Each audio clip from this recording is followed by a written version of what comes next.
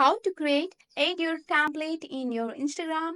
Hello everyone, I'm here to guide you how you can add your template in your Instagram. First of all, you have to update your Instagram. If there are any update available, then you have to log into your Instagram account.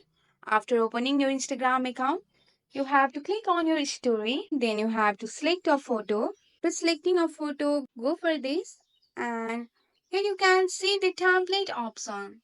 After clicking on the template option, you can see select what to pin. Whatever you like to add, you can add it on your template. Also, you can pin your background. After that, you can go on next. So you have to upload it into your story. So after uploading the template on your story, the other people can also add back your template. So that's the process how you can create or add your template on your Instagram where other people also can repost there. That's it for today. If you like this video, please hit that like button and subscribe for more. I will see you in the next one. Thank you.